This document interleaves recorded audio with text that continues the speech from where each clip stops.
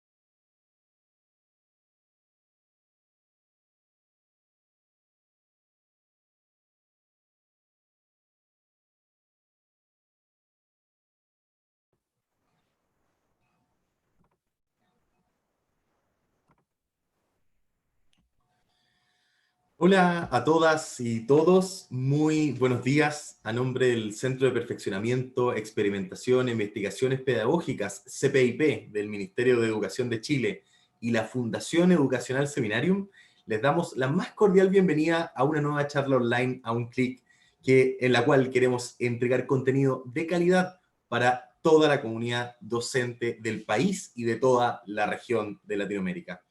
Hoy nos va a presentar Patricia León, fundadora del para el Desarrollo Social y Educativo, Fundacies, y quien es parte también de los cursos en línea que ofrece Project Zero, programa de la Escuela de Graduados de la Universidad de Harvard en Estados Unidos, como tutora de los cursos dictados en inglés y del curso de Enseñanza para la Comprensión. Desde ya los invitamos a ir dejando sus consultas en el chat que tenemos en esta transmisión de Facebook Live, para que una vez terminada la exposición de Patricia, podamos seleccionar algunas de estas consultas y también leerlas al aire para que nuestra expositora las pueda responder.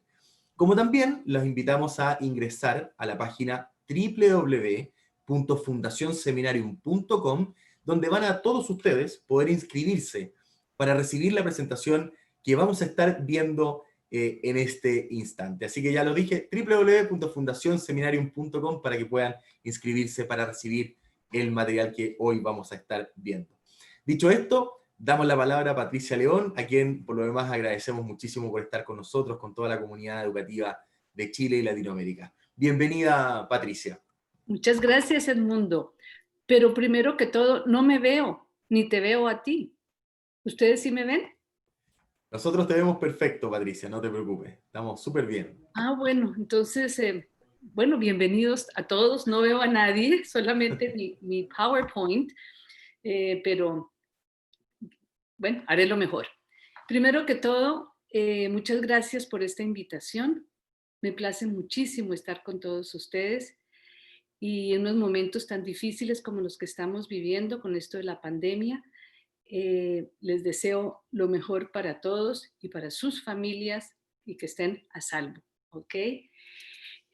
Primero que todo quiero pedirles, muchas veces tomamos notas de lo que estamos escuchando, pero esas notas terminan en el bote de basura algunas veces o se nos pierden las ideas. Entonces quiero pedirles que tomen esa hoja en la que iban a escribir o la pantalla y la dividan en tres columnas. Una primera columna, titúlenla Conectar. La segunda columna, titúlenla Ampliar. Y la tercera columna, titúlenla Desafiar.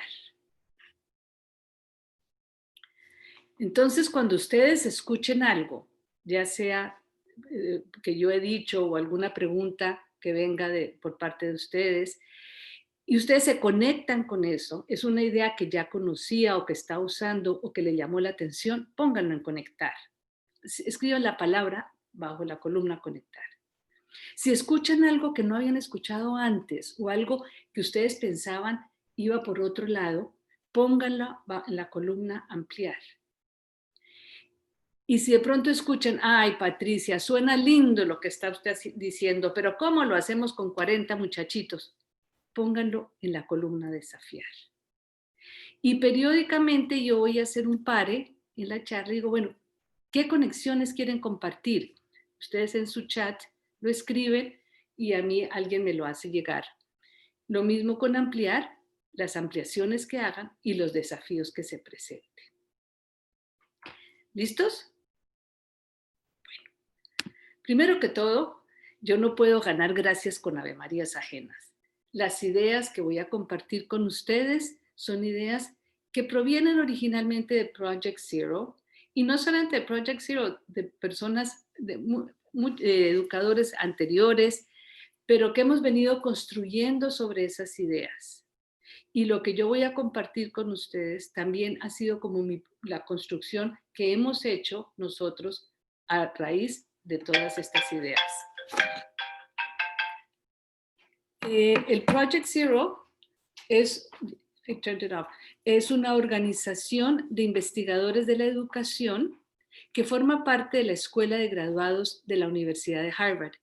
Comenzó en 1967 con un famoso filósofo allá de Harvard, Nelson Goodman, que tiene una gran inquietud. Él quería saber cómo a través de las artes se desarrolla el pensamiento, cómo a través de las artes creamos sistemas simbólicos. Entonces él se asesoró o le pidió a Howard Gardner, quien era estudiante de posgrado en psicología comunitaria de Harvard, y le pidió a David Perkins, que era estudiante de postdoctorado en inteligencia artificial en el Instituto Tecnológico de Massachusetts, conocido como MIT. Entonces ellos dos empezaron a hacer como a ver qué había escrito, qué había sobre las artes en la educación, sobre las artes y el desarrollo de pensamiento. Y llegaron a la conclusión que era muy poco lo que había, que tenía que empezar de cero, razón por la cual lo llamaron Proyecto Cero. Pero ya no es ni un proyecto ni está en ceros. Está todo dirigido hacia la educación, pero ya trabaja no solamente con las artes, sino hay diferentes líneas de investigación. Durante muchos años, Garner y Perkins fueron los codirectores del Proyecto Cero. Después estuvo Steve Seidel, luego vino Shari Tishman y hoy en día es Daniel Wilson. En realidad, hay como un gran hilo conductor en el Proyecto Cero y son las artes. Howard Gardner, por ejemplo, le fascina el piano, es muy buen pianista. David Perkins es un artista innato, yo creo. Sus presentaciones son obras de arte muchas veces. Él utiliza la música, utiliza la poesía, sus PowerPoints son maravillosos. Luego está Steve Seidel, que proviene también de las artes. Él estudió drama y ha sido director o decano de la Escuela de Arte allá en el proyecto, en la Escuela de Educación también. Shari Tishman ha trabajado mucho sobre cómo aprender a través de los museos. Daniel Wilson es baterista, entonces, además de ser matemático, lo mismo que David Perkins, todos ellos de alguna u otra manera han sido impulsados o las artes han tenido mucho que ver con ellos. El único que no nos acompaña hoy en día es Nelson Goodman. Él murió en el año 2000, pero todos los demás continúan con nosotros.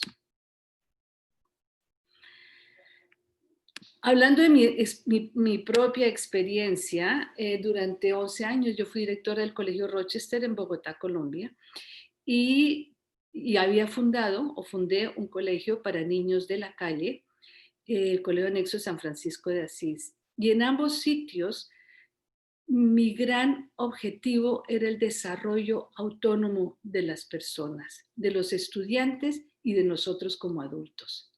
Nosotros siempre ponemos la palabra autonomía en nuestra visión y en nuestra misión, pero realmente llegué a cuestionarme eso, ¿qué significa?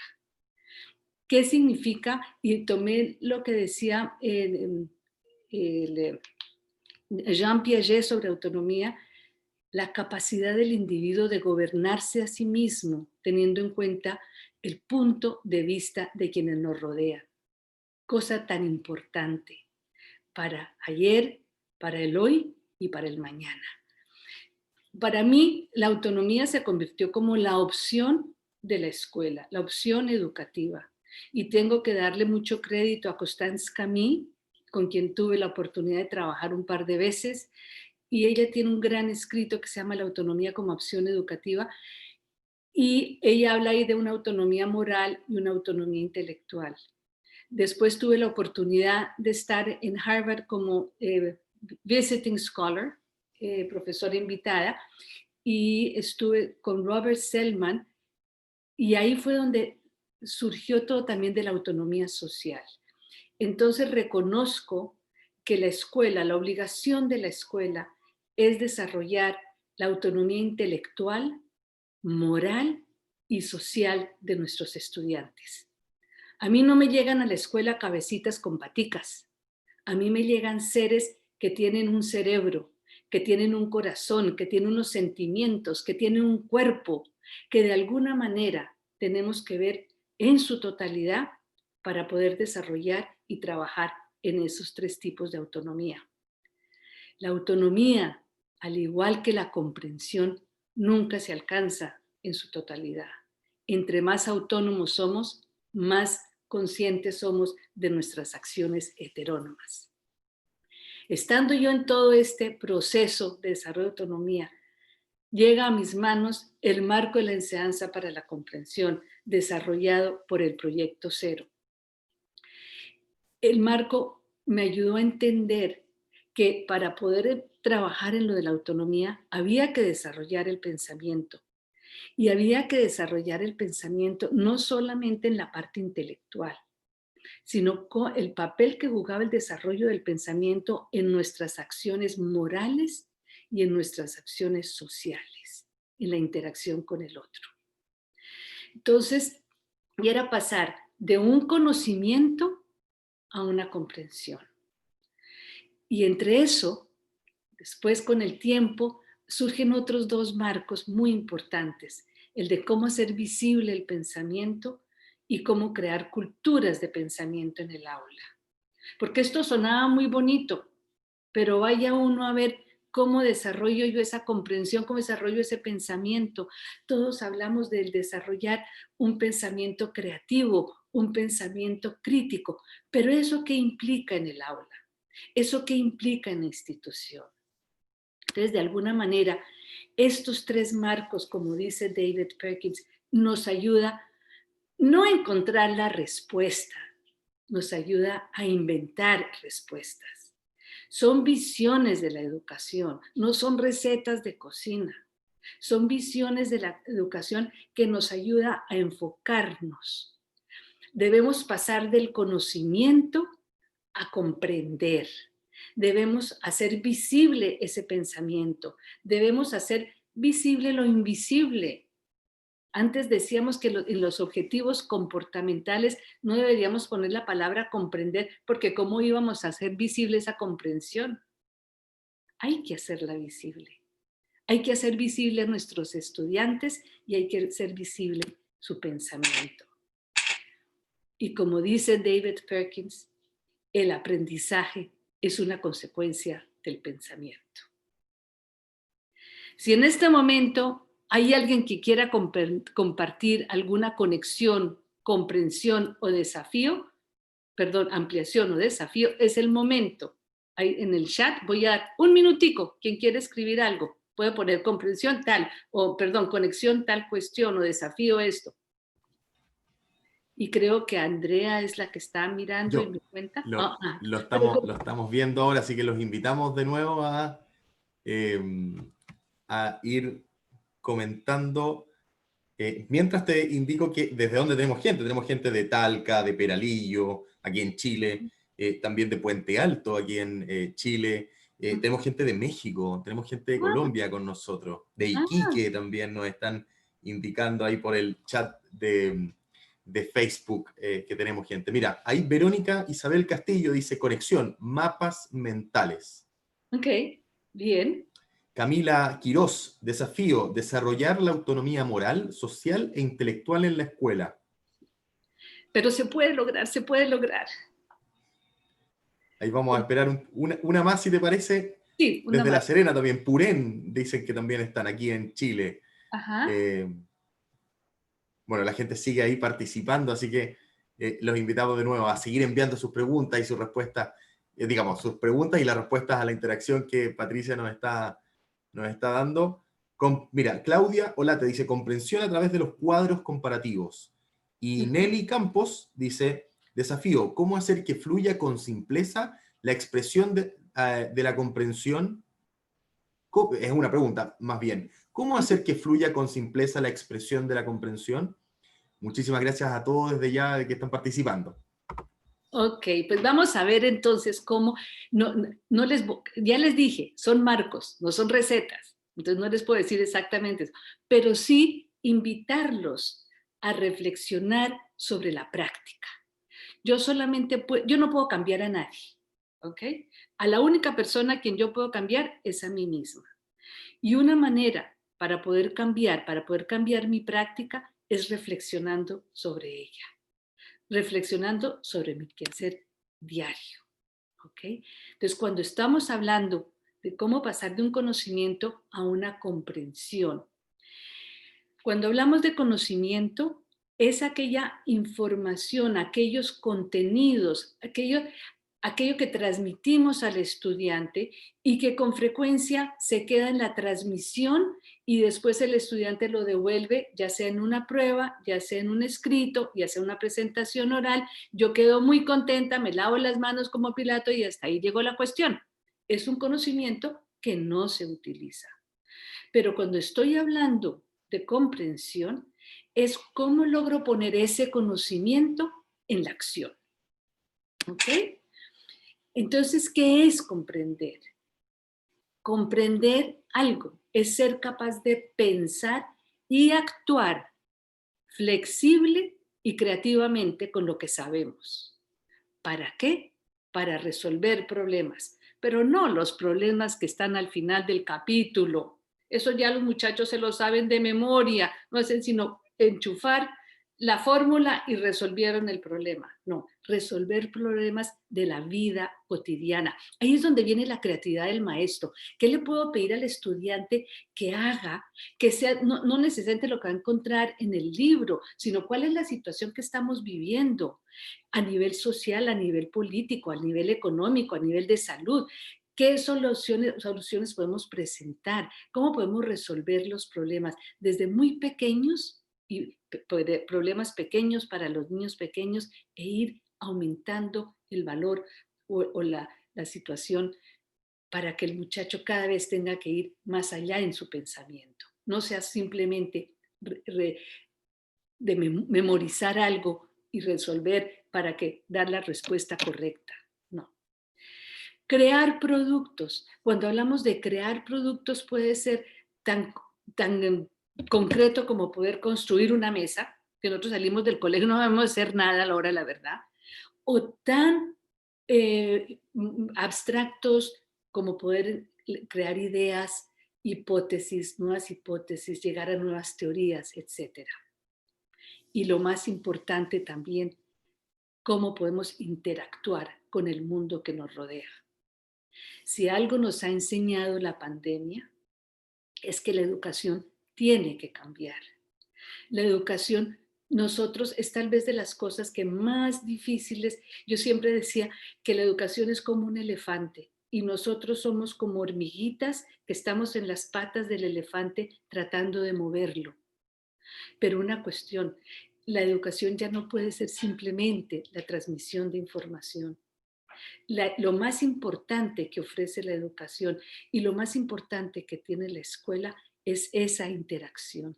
Es poder, nos da la oportunidad de interactuar con el otro. Y ese otro muchas veces soy yo mismo, confrontándome a mí mismo. Ese otro es mi compañerito de pupitre. Ese otro es el conocimiento o el concepto que estoy estudiando. Ese otro es el mundo que me rodea. ¿Cuál es mi responsabilidad ante ese mundo? Y eso tenemos que empezarlo a enseñar desde que tenemos 4, 3, 2, 1 año. Empieza en la casa, sigue en el colegio. ¿Ok? Entonces, yo los invito a que piensen en estas 3 preguntas y que se las hagan, por favor, no cada 20 años, sino cada vez que van a comenzar un concepto nuevo y lo tienen que presentar. Cada año lectivo, a medida que empieza el año lectivo, cada vez que empieza una nueva unidad. La primera pregunta es, ¿qué queremos que nuestros estudiantes realmente comprendan y por qué? Nosotros muchas veces no nos preguntamos por qué estoy yo enseñando esto, por qué es importante que los estudiantes comprendan esto. Muchas veces la respuesta, no, porque es que eso es parte del currículo. Esa respuesta no les llega al estudiante. Esa respuesta está muy alejada de la disciplina. Porque es que va a salir en el examen. ¿Eso qué tiene que ver con la disciplina como tal?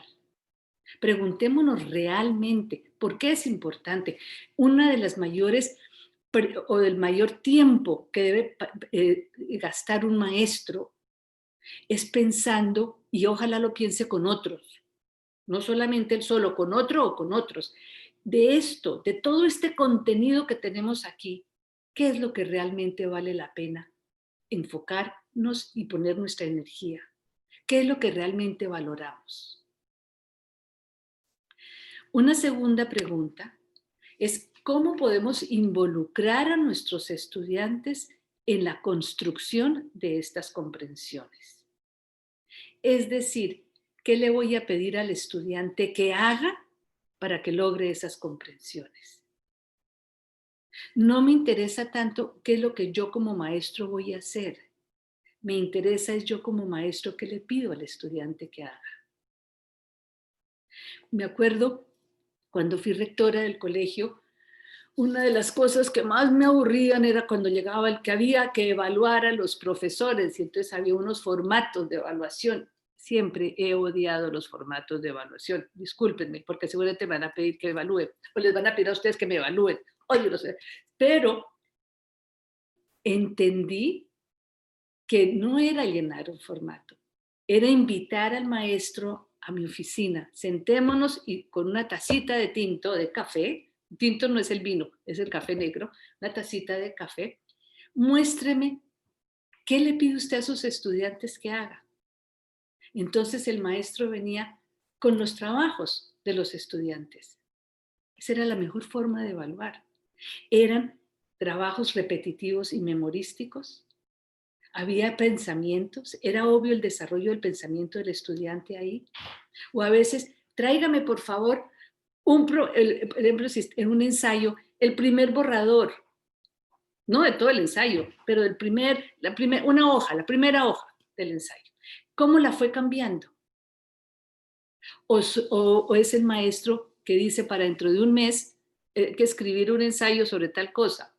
Recuerden que les faltan 3 semanas. Dentro de 2 semanas es el ensayo y presentan el ensayo. Seguramente me va a llegar un ensayo supremamente mediocre. Y si algo tiene que acabar la educación es con la mediocridad, que no nos lleva a ninguna parte. Pero si yo le digo, si yo veo que el maestro me dice, mire, hicimos como 3 valoraciones, 3 para ir mejorando ese ensayo, y pasaron de aquí a aquí. Digo, este señor o esta señora está pensando en algo diferente.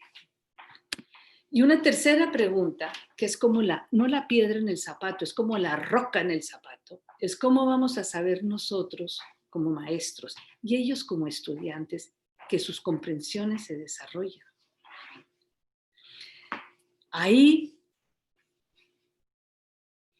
nosotros, es muy interesante porque tenemos muchas ideas y tenemos un discurso muy bien puesto, pero en el momento de evaluar y evaluar volvemos al mismo examen o a la presentación escrita o a la presentación oral o que resuelva tantos problemas en matemáticas o tantos problemas en física.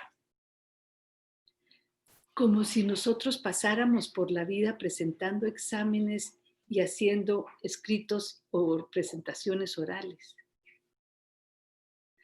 Nosotros debemos pasar por la vida es con nuestras acciones y la forma, lo que hacemos con ese conocimiento. ¿Para qué me sirve el conocimiento? ¿Para qué tengo toda esta educación, todo este bagaje educativo cuando en el momento de actuar se me cruzan los cables?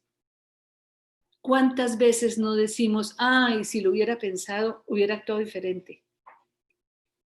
¿Cómo podemos llevar a nuestros estudiantes a que piensen antes de actuar y no que les siga sucediendo como nos sucede muchas veces a pensar después de actuar? Entonces, estas son las 3 preguntas esenciales que están en la base o sin la base del marco de la enseñanza para la comprensión. Entonces, cuando hablamos del marco de la enseñanza para la comprensión, estamos hablando de un viaje muy extenso y no me quedan sino como 10 minutos. Pues entonces, esto es un tour como de esos que nos invitan, conozca 45 ciudades en 20 días. Y todo lo que nos acordamos después de eso es el sube y el baja y el bajarnos de los buses o del avión. Que no nos pase eso en el aula. En el aula podemos ir más despacio. Puede que no lo cubramos todo, pero si sabemos qué es lo que queremos cubrir, poco a poco vamos a llegar. como ese adagio en italiano, chi va piano va lontano. Quien va lentamente llega lejos. Entonces, los elementos del marco, el primero que sale son aquellos hilos conductores. Esos hilos conductores son las grandes preguntas que me llevan a la práctica cotidiana. Son preguntas abarcadoras. Son preguntas que no se contestan con un sí o un no. No son preguntas que tú vas a encontrar en Google. Si la respuesta está en Google, no es un hilo conductor. ¿Qué significa pensar matemáticamente? ¿Por qué es importante que nos comuniquemos? ¿Quién soy? ¿Hacia dónde voy? ¿Qué mundo espero? ¿Qué puedo hacer por mejorar lo que me rodea? Son preguntas esenciales, siempre formas de preguntas. Ojalá, yo decía que si yo fuera otra vez rectora del colegio y tuviera una oficina, en lugar de empapelar las paredes con diplomas como para engañar al enemigo, pondría preguntas. ¿Qué significa pensar? ¿Por qué es importante comprender el mundo que me rodea? ¿Cómo mi vida puede ayudar al otro? ¡Wow! Esas guamas son las que valen la pena. ¿Ok? ¿Cómo puedo ser feliz? Y esas son las grandes preguntas que deben guiar mi trabajo cotidiano. Pero lógicamente, entonces tenemos que ir a, no nos podemos quedar en los hilos conductores. Tenemos un tópico. Digamos, por ejemplo, el año lectivo se divide en 4 bimestres. Para cada bimestre voy a trabajar un concepto o una idea generativa. Es decir, una idea, aquí tenemos, que sea esencial para lo que estoy enseñando, que sea asequible a los estudiantes, que los motive, que los interese, que tenga conexiones con otras disciplinas, conexiones con la vida personal del niño. ¿Cómo logramos traer la vida de la cotidianidad al aula y cómo podemos llevar la vida del aula a la cotidianidad? Tópicos generativos, por ejemplo, un tópico generativo cuando yo enseñaba matemáticas en cuarto elemental, estábamos estudiando volumen y todo eso, era ¿qué tan grande es grande? Entonces, en lugar de decirle, muchachitos, durante los próximos 2 meses vamos a estudiar la fórmula de perímetro, área y volumen.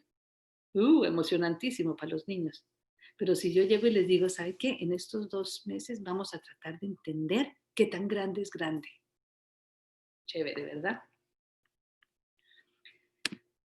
Entonces seguimos. El tópico generativo es como la idea, el concepto principal sobre el cual vamos a estar trabajando. Y tenemos unas metas porque resulta que no tengo sino 2 meses. No puedo alcanzar todas estas metas que puse aquí. Yo creo que con 2 o 3 metas que tenga para el bimestre, o el semestre, o el bimestre, es más que suficiente. Esas metas, al igual que los hilos conductores, también son como preguntas, pero son preguntas centradas en la comprensión.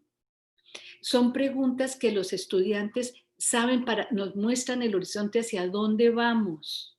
Son claras para ellos, son esenciales, son más concretas, son observables. La meta puede ser, o no puede, debe ser observable. Pero no es que cuando llegue a la meta ya vi todo el horizonte, no. Me doy cuenta que logré esta meta, pero que hay partes más altas que alcanzar. Que entre más comprendo algo, más me doy cuenta de lo que falta por comprender.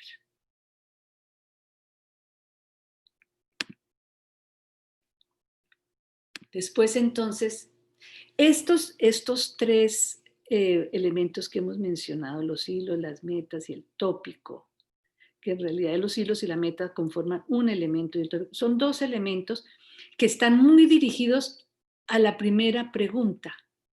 ¿Qué es lo que vale la pena que los estudiantes comprendan y por qué?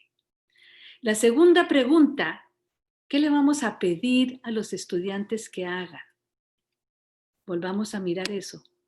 Si ven esos pasitos que están bajando, es decir, ¿qué es lo que cuál es el camino que le voy a pedir al estudiante que recorra para que deje huellas? Pero no son mis huellas, son las huellas de ellos. ¿Cuáles son las oportunidades que le voy a dar yo al muchachito para que alcance sus metas? Me fascina a mí esta imagen. Como bien saben, está la imagen de Machu Picchu. Y es interesante porque, miren, aquí nos muestran que esos pasos que le voy a pedir al estudiante que haga deben hacerse visibles. Es decir, cuando yo hago una pregunta, el tipo de pregunta que debo hacer es que me muestre el estudiante qué es lo que él está pensando, no qué es lo que aprendió en el libro o repitió o quiere que él cree que yo quiero que escuche. No, hace visible lo que él está pensando, lo que él está aprendiendo. Para eso están todas esas rutinas de pensamiento, por ejemplo. Son acciones pensantes. Esos desempeños de comprensión no son simples acciones de repetición o memorísticas, no. Son acciones que van acompañadas de una habilidad de pensamiento, de escribir, analizar, encontrar similitudes, encontrar diferencias, comparar, encontrar la complejidad, cuestionarse. Son secuenciales. Yo no puedo llegar aquí, estoy abajo, para subir aquí a la Machu Picchu, aquí a la ciudad. Yo no puedo saltar tan fácilmente, me ahogo, no llego. Fíjense, hay oportunidades, o sea, que hay desempeños que son chiquitos, ¿sí ven? Y lo mejor es que cuando llegamos aquí al primero, como que hay un respiro, es la pausa que refresca, donde miramos hacia abajo y hemos recorrido esto, miramos hacia arriba, wow, nos falta todavía todo esto por recorrer. Pero no vamos a saltar de acá a acá, no, vamos a ir poco a poco, son secuenciales. Hay momentos de exploración, hay que explorar el terreno donde vamos, tenemos que prepararnos. Hay momentos de investigación guiada, no vamos solos, vamos acompañados de nuestros compañeros, de nuestros profesores, del internet, de la tecnología, de los libros, hasta que lleguemos aquí. Hay una dirección, esta dirección es la meta, es lo que me dice hacia dónde quiero llegar. Y fíjense, no todos suben por estos escalones. Aquí hay gente que está yendo por otra parte. No todos los estudiantes siguen por el mismo camino. Hay que abrir oportunidades para que, dependiendo de sus habilidades, de sus intereses, de sus motivaciones, puedan también llegar a esa meta. Y finalmente, ¿qué es la valoración continua? Fíjense, no escogimos que no fuese la palabra evaluación, porque la palabra evaluación requiere emitir un juicio. Bonito, feo, correcto, incorrecto, malo, bueno. Aquí la valoración continua es la brújula que me está diciendo si voy por el sitio que es el mapa que me permite no perderme. Es el ciclo de retroalimentación, son ciclos de retroalimentación que tienen unos criterios claros. Esto, en lugar de valoración continua, piensen en esto como una retroalimentación continua.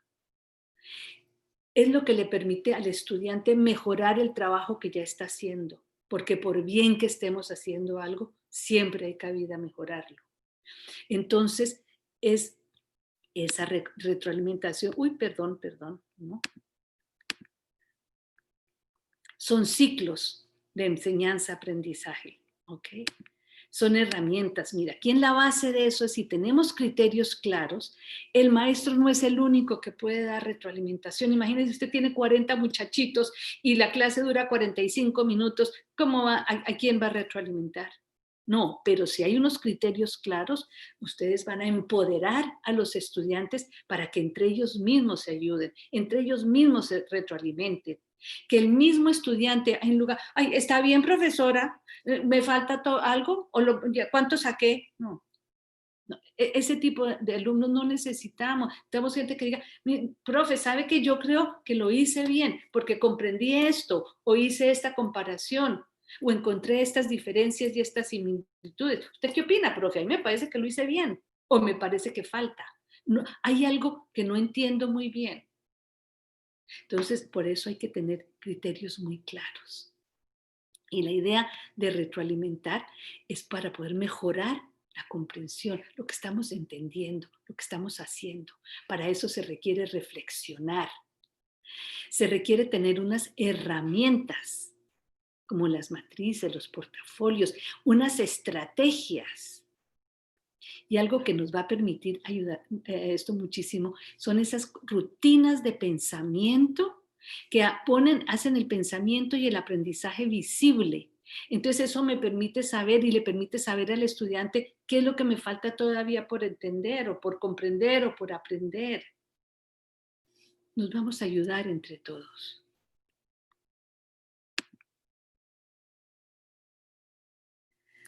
Voy a hacer un pare aquí. Por favor, ampliaciones, conexiones, desafíos. Patricia, muchísimas gracias. Mira, está participando la gente, ¿ah? Yo te cuento que tenemos gente, ya te lo decía, había gente de Colombia, México, en Santiago. Bienvenidos todos. Sí, bienvenidos todos. Mira, tenemos gente de Maicol-Pué, Molle, Ovalle, Coronel y tantos otros lugares que hoy día se conectan con nosotros y que por supuesto están escuchando tu presentación, que la verdad que la temática da para tanto más, pero bueno, los tiempos lamentablemente son limitados Sí, en este entendemos. caso.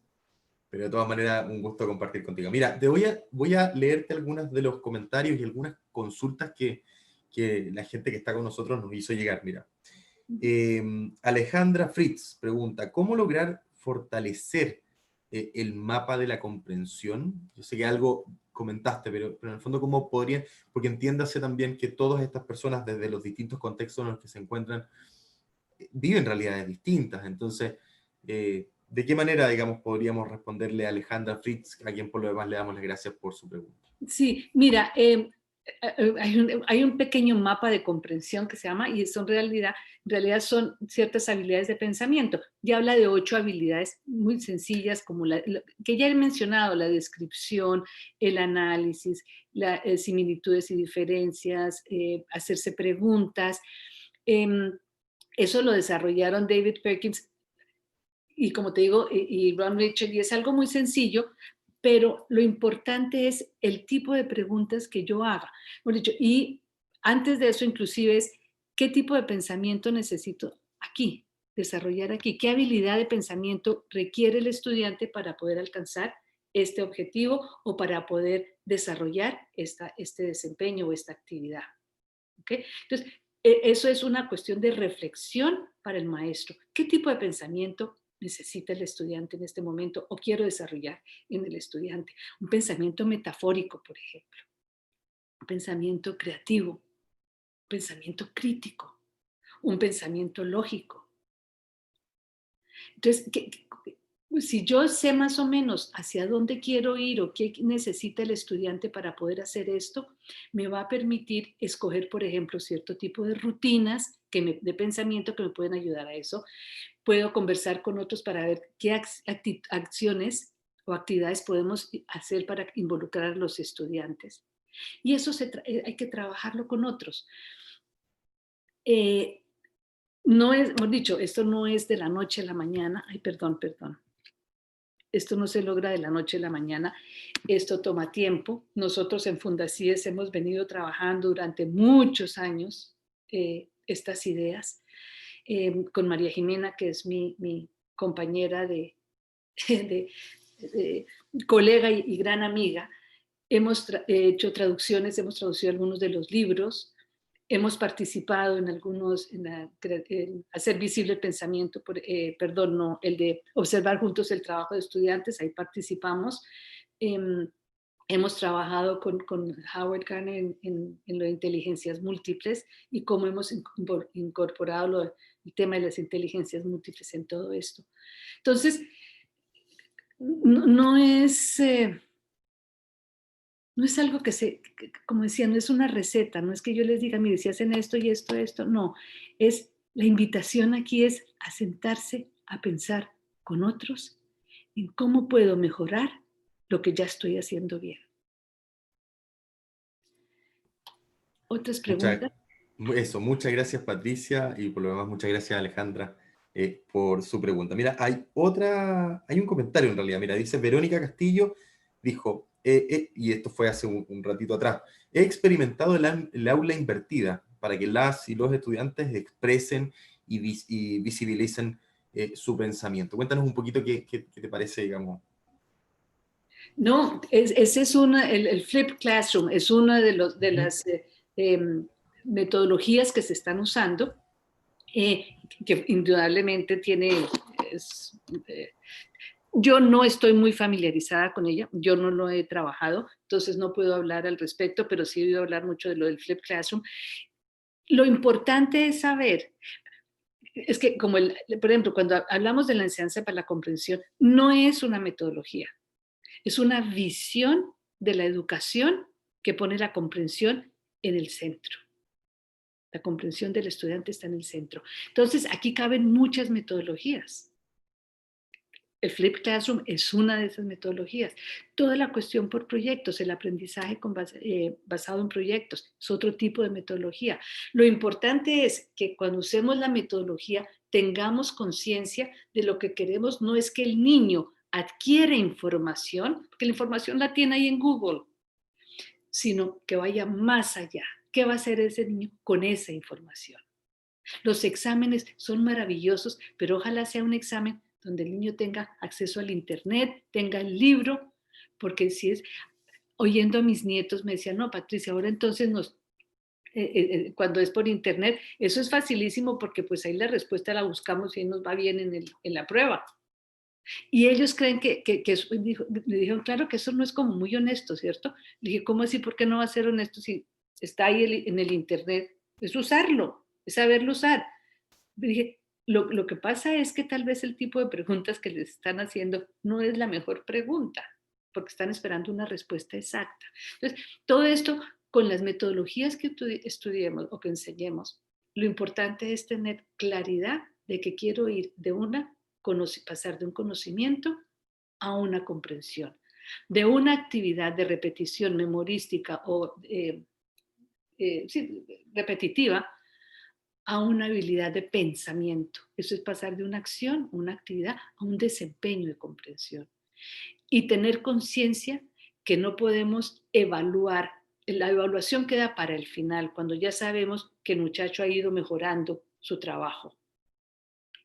La evaluación debe ser un momento de celebración de lo que he comprendido. Entonces, pasar de una evaluación realmente a una valoración continua, dar retroalimentación, no solamente por parte del maestro, sino de los estudiantes y de ellos mismos, a veces los padres de familia, siempre y cuando haya unos criterios claros. Patricia, tú lo citabas y lo presentabas a David Perkins hace un ratito. Él es codirector de Project Zero y también cofundador incluso de Sentido. Entonces, él decía, el conocimiento es como un balón de fútbol. ¡Ay, sí! Para poder jugar es necesario el balón, pero el balón en sí no es el juego. Lo importante es qué hacen los jugadores con él, la estrategia, su movimiento y pases que dan dentro de la cancha. La enseñanza para la comprensión no se trata solamente de que los alumnos y alumnas conozcan la información, sino que debatan, argumenten y les sirva para tomar decisiones. Muy relacionado con lo que tú planteabas. Sí, es que el balón es el conocimiento. Entonces, ¿qué es lo que hacemos con el conocimiento? Exactamente. Yo les decía a los profesores, les dije, miren, por ejemplo, yo sé, algo que yo aprendí de memoria desde chiquita es que la Tierra es redonda. Yo tengo ese conocimiento, pero no comprendo, porque no puedo hacer nada con eso. Para poder hacer algo necesito mucho más física, matemáticas, otro tipo. Y como no tengo ese conocimiento, pues simplemente la Tierra redonda se me quedó como conocimiento, más no como comprensión. Entonces, cuando yo comprendo ya algo, no en su totalidad, obviamente, pero es que puedo hacer algo con eso que estoy conociendo. Por ejemplo, a mí me llama la atención los chiquitos, siempre, todos los preescolares que aprenden a reconocer las figuras geométricas. Y yo le pregunté a la profesora, y una pregunta auténtica, ¿por qué será importante que reconozcan las preguntas, las figuras geométricas? Y entonces este es el triángulo amarillo, y repiten 20.000 veces el triángulo amarillo, el cuadrado verde, no sé qué. Y dije, ¿qué tal que por qué no los piden que hagan, por ejemplo, un collage de figuras geométricas y qué colores le pondría? Que tengan, hacer algo con eso, no simplemente reconocer el triángulo y que es verde. Eso como, ¿para qué me va a servir en la vida? Pero si sé que si cojo esas figuras geométricas y las pongo de cierta manera, puedo hacer un hombre, un payaso, por ejemplo, con un triángulo de sombrero, etcétera, un círculo de cara, etcétera. Hacer algo con ese conocimiento. Exactamente, Patricia, muchas gracias por seguir orientándonos en lo que significa todo el tema de la enseñanza para la comprensión y las culturas del pensamiento. Mira, solo quiero relevar, porque nos pasamos 2 minutitos del tiempo, ¿Es pero hora? quiero relevar un último mensaje de Penny Orner. Dice, Ah, tienes la increíble capacidad de compartir algo tan profundo como la enseñanza para la comprensión en palabras simples y propuestas realizables. Sigo pensando y comprendiendo con tus orientaciones, siempre. Muchas gracias, dice Penny, y a quien también le damos las gracias por estar con nosotros. sí, sí, un saludo muy especial para Penny. Y pues, seguramente habrá gente que me conoce, no sé quiénes están ahí, pero mando un saludo muy especial. Y a mis compatriotas allá en Colombia y en México, estamos trabajando con un grupo grande en México. Entonces todos son más que bienvenidos. Patricia, mira, con esto vamos a ir cerrando este espacio. De verdad, te agradecemos a ti y a todos, todos y todas por participar en esta jornada que forma parte justamente de un ciclo de sesiones con expertos internacionales y nacionales que estamos realizando junto al Centro de Perfeccionamiento Docente del Ministerio de Educación aquí en Chile, en conjunto también con la Fundación Educacional Seminarium. Yo no sé, Patricia, si tú quieres dar algunas últimas palabras. No, iba a poner el último slide que tenía, que era el que tú me mandaste, pero me salen otras cosas, entonces más bien lo dejo quietico. A mí a veces me atropella la tecnología. No, Muchísimas. sí, no, lo único que digo es que si en realidad una de mis sobrinas, que también trabaja en un colegio, me decía, ¿será que la escuela eh, va a dejar de existir? Le dije, la escuela nunca puede dejar de existir, porque lo más importante que uno aprende en la escuela es la interacción con los otros, y eso nunca puede dejar de existir. La tecnología nos ayuda, indudablemente, nos ofrece la información, pero lo más importante es quién soy yo como persona y quién soy yo para el otro. Muchas gracias. A ti, Patricia, de verdad que es siempre un placer estar contigo, escuchar y aprender de ti sobre todo. Así que te agradecemos este tiempo que te diste de estar junto a las y los docentes de Chile y Latinoamérica, Sí, aquí que querían aprender de ti. sí. Hay mucha gente que está consultando de si es que van a poder tener la grabación de esta exposición, de este espacio, y la verdad que sí, efectivamente, la grabación queda en esta fanpage del CPIP particularmente, como también en los próximos días vamos a estar compartiéndola y subiéndola al canal de YouTube de la Fundación Educacional Seminario. Pero adicionalmente, solo reiterar que las personas que puedan ingresar a la página www.fundacionseminarium.com se pueden inscribir ahí y nosotros les vamos a estar enviando en los próximos días esta presentación para que puedan seguir profundizando sobre lo recién expuesto. Así que, nada, muy invitados a inscribirse, como también a revisar y revisualizar y compartir con sus compañeros, con toda la comunidad escolar de la región este video para que puedan también ellos a su vez ir aprendiendo también de Patricia. Aprovechamos por lo demás de invitarlos a las próximas conferencias que va a tener CPIP en conjunto con nosotros. De todo eso vamos a estar informándolo a través de nuestros respectivos sitios web y redes sociales. Así que nada, los invitamos a estar súper atentos a los próximos espacios que vamos a tener para todas y todos ustedes en esta alianza tan enriquecedora que tenemos Fundación Educacional Seminarium y el CPIP. Así que Sí. hasta aquí, Patricia, cuéntanos. No, quiero darles las gracias de forma muy especial al Ministerio de Educación y a la Fundación Seminarium por haberme invitado a esto. Realmente es un placer estar con todos ustedes. Muchísimas gracias, Patricia. Un saludo a María Jimena, Sí, no podía asistir hoy presente porque ella viaja a Colombia y tiene que hacerse la prueba del COVID con cierto número de horas, entonces tenía que ser hoy. una situación que la verdad que está desafiándonos a todos, así que, y sobre Todos. todo a las y los docentes. Así que, nada, para cerrar, muchísimas gracias, Patricia, muchísimas gracias a todos quienes estuvieron con nosotros y nos vemos en una próxima oportunidad. Ok, gracias.